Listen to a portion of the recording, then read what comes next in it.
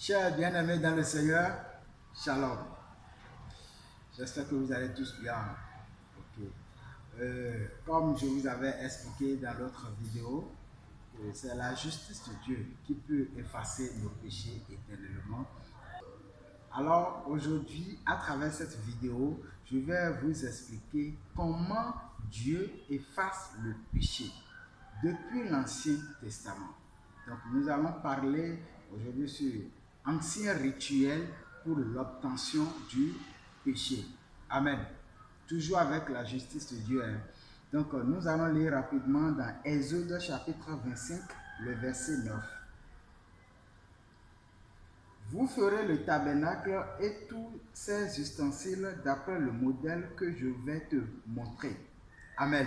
Chers bien-aimés dans le Seigneur, vous n'êtes pas sans savoir qu'au moment où Dieu a appelé Moïse sur le mont Sinaï, il a fait 40 jours, 40 nuits avant de descendre, n'est-ce pas? En ce temps-là, qu'est-ce qui s'est passé? La Bible a dit que Dieu a ouvert les cieux. Et puis, Dieu a montré à Moïse, Dieu a dit à Moïse de regarder comment les anges sont en train de construire le tabernacle céleste, qu'en venant sur la terre, lui-même va faire exactement ce qu'il a vu. Ça veut dire qu'ici, déjà, il y a l'existence de deux tabernacles. Il y a le tabernacle céleste et le tabernacle terrestre. Alors, pourquoi Dieu a ordonné aussi à Moïse de construire ce tabernacle? Sinon, il était parti juste pour aller prendre les commandements, la loi. Mais Dieu l'a fait attendre. Et puis il a observé le tabernacle pendant 40 jours, 40 nuits.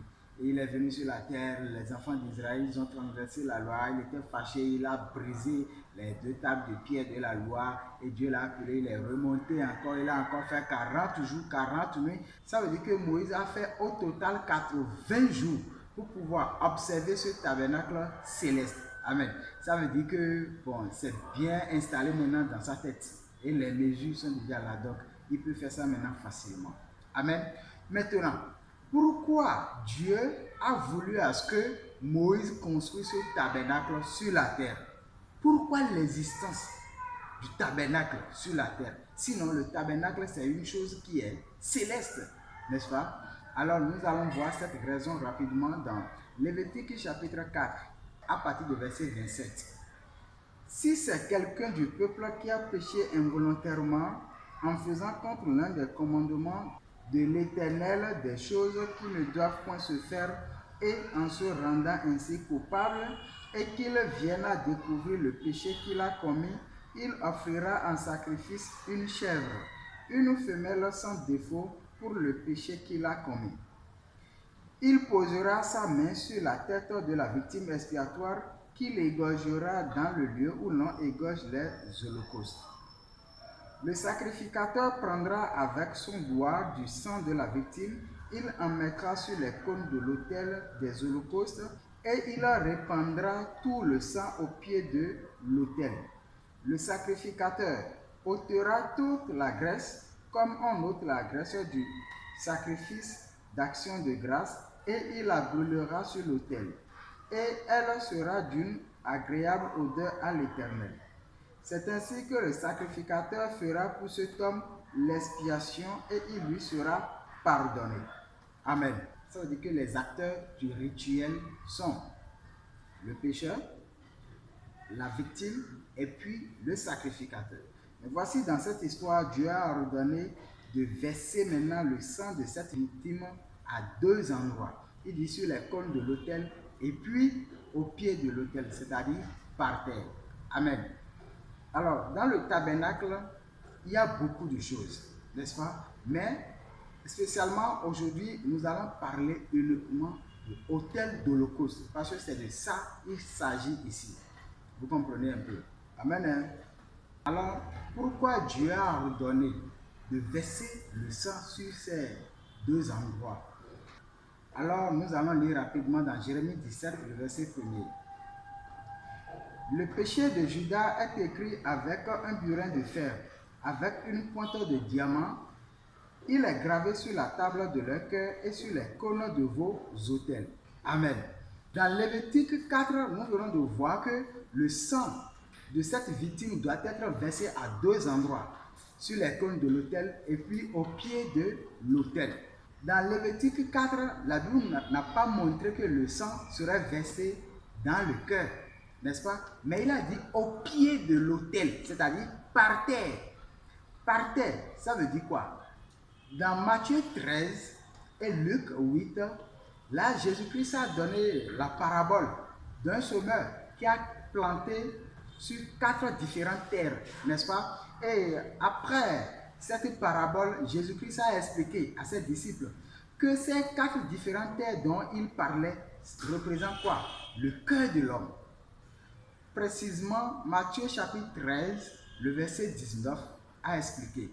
Il dit: lorsqu'un homme écoute la parole du royaume et ne la comprend pas, le malin vient et enlève ce qui a été semé dans son cœur.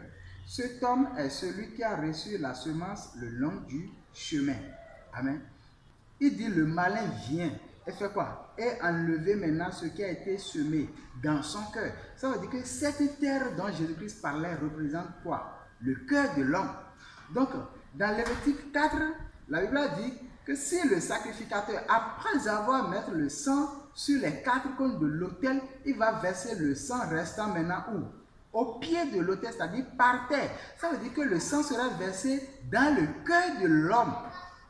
Vous comprenez un peu? Est-ce que vous me comprenez un peu? C'est ça, hein? Le sang sera versé au pied de l'autel, ça veut dire que c'est dans le cœur de l'homme. Parce que dans ces paraboles, Jésus-Christ a utilisé la terre pour pouvoir symboliser le cœur de l'homme. Amen. Alors nous allons lire rapidement dans Lévitique 17, verset 11, pour comprendre quelque chose. Il dit: car l'âme de la chair est dans le sang. Je vous l'ai donné sur l'autel afin qu'il servît d'expiation pour vos âmes. Car c'est par l'âme que le sang fait l'expiation. Amen. Ce passage nous montre déjà la justification à l'usage du sang pour l'expiation du péché. Amen. Il dit, car l'âme de la chair est dans le sang. Vous comprenez? Ça veut dire que si on extrait le sang dans le corps de quelqu'un, cette personne va devenir automatiquement quoi? Cadavre. Cette personne ne peut plus vivre. Amen. Donc Dieu a dit qu'il a donné la vie dans le sang pour l'expiation de nos péchés. Nous allons voir encore rapidement dans Hébreux chapitre 9, le verset 22. Et presque tout d'après la loi est purifié avec du sang. Et sans effusion de sang, il n'y a pas de pardon. Amen. Et sans effusion de sang, il n'y a pas de pardon. Ça veut dire que l'effusion du sang est indispensable pour l'expiation du péché. Amen. Si Dieu ne trouve pas le sang, il ne pardonne jamais. Pour que Dieu pardonne quelqu'un, cette personne doit amener le sang. Alors, pourquoi Dieu a exigé maintenant le sang? Et d'abord, Dieu a dit animal. Là, dans Lévitique 4, Dieu nous a montré que c'est le sang de la victime qui doit aller sur les cônes de l'autel. N'est-ce pas? Maintenant, nous allons voir. Est-ce que c'est n'importe quel animal? Non. Nous allons voir. Lévitique chapitre 11, le verset 3 et 4. Il dit: vous mangerez de tout animal qui a la corne fendue, le pied fourchu et qui rumine. Mais vous ne mangerez pas de ceux qui ruminent seulement, ou qui ont la corne fendue seulement. Ainsi, vous ne mangerez pas le chameau qui rumine, mais qui n'a pas la corne fendue. Vous le regarderez comme impur. Dans Lévitique 4, Dieu a parlé de l'animal, n'est-ce pas? Mais ce n'est pas tout animal. Ici, il nous a montré les animaux qui sont purs et qui sont impurs. Donc là, quel animal on doit utiliser? L'animal qui est pur, c'est-à-dire l'animal qui a les cornes, qui a les pieds fourchus et puis qui mange et qui rumine encore. Ces animaux sont purs. Donc le pécheur peut facilement utiliser cet animal. Maintenant, si toutes ces choses sont déjà prêtes, et puis le sacrificateur aussi a déjà versé le sang sur les cônes de l'autel et au pied de l'autel qui représente le cœur de l'homme, ça veut dire que ce pécheur deviendra comment? Juste. Il n'a plus de péché. Maintenant, il est juste. Ça veut dire que s'il meurt le jour-là, il va aller où? Paradis. Il va aller au paradis. Pourquoi? Parce qu'il a fait ce que Dieu a recommandé. Amen. Maintenant, en réfléchissant, nous pouvons voir que ce rituel pose problème dans la mesure où il nécessite maintenant de faire quoi? Il nécessite maintenant à chaque individu un animal. Vous comprenez? Si quelqu'un pêche, il doit amener quoi? Un animal. Si quelqu'un pêche, il doit amener un animal. Or, en ce temps, il y avait déjà 600 000 Israélites, sans les femmes et les enfants. Seulement les hommes sont déjà au nombre de combien? 600 000. Imaginez ce qui va se passer chaque jour. Si on est ainsi, ça veut dire que les animaux pourraient manquer. C'est-à-dire jusqu'à aujourd'hui, maintenant, nous, on ne peut même pas voir ce qu'on appelle agneau. Hein? N'est-ce pas? On ne peut même pas voir ça. Parce que les enfants vont déjà terminer avec ça. Est-ce que vous me comprenez un peu? Donc, aujourd'hui, je veux que vous compreniez cela. Oui, Dieu a appelé Moïse sur le mont Sinaï et il a fait 40 jours, 40 nuits, deux fois. Ça fait 80 jours au total. Et après ça, quand il est venu sur la terre, il a construit maintenant le tabernacle que Dieu lui a montré. Et Dieu lui a dit de construire ce tabernacle, pourquoi? Pour le pardon des enfants d'Israël. Vous comprenez un peu? Et il a expliqué le pécheur doit amener quoi? Une victime sans défaut. Le sacrificateur va bien vérifier cela et après ça, il va imposer sa main sur la tête de la victime. Il va confesser maintenant ses péchés. Comme je vous avais expliqué l'autre fois, n'est-ce pas? La confession, c'est quoi? Si Dieu a dit de confesser ses péchés, on doit confesser la racine et puis les fruits. Vous comprenez? Et après cela, maintenant, la responsabilité du péché de cet homme peut être transférée maintenant sur l'animal. Parce que le salaire du péché, c'est la mort, n'est-ce pas? Ce n'est jamais la prière, c'est la mort. Donc après cela, il va tuer maintenant cette victime et le sacrificateur va prendre maintenant le sang de cette victime et le mettra sur les 4 cônes de l'autel. Le restant du sang serait versé maintenant au pied de l'autel, c'est-à-dire par terre. Amen.